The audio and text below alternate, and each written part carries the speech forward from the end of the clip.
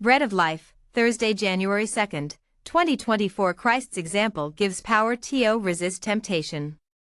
Luke 3 verses 21 and 22, NKJV. It came to pass that Jesus also was baptized, and while he prayed, the heaven was opened. And the Holy Spirit descended in bodily form like a dove upon him, and a voice came from heaven which said, "You are my beloved Son, in you I am well pleased." Christ's professed followers may be strong in the Lord if they avail themselves of the provisions made for them through the merits of Jesus. God has not closed the heavens against the humble prayers of repenting, humble, believing souls. The humble, simple, earnest, persevering prayer of the faithful one will now penetrate heaven, as surely as did the prayer of Christ, when he was baptized. Heaven opened to his prayer, and this shows us that we may be reconciled to God, and that communication is established between God and us through the righteousness of our Lord and Savior.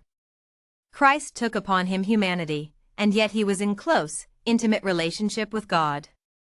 He linked humanity with his divine nature, making it possible for us also to become partakers of the divine nature, and thus escape the corruption that is in the world through lust.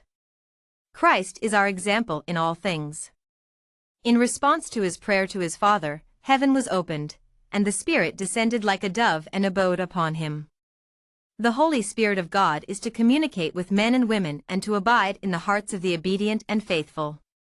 Light and strength will come to those who earnestly seek it in order that they may have wisdom to resist Satan and to overcome in times of temptation. We are to overcome even as Christ overcame. Jesus opened his public mission with fervent prayer, and his example makes manifest the fact that prayer is necessary in order to lead a successful Christian life. He was constantly in communion with his Father, and his life presents to us a perfect pattern which we are to imitate.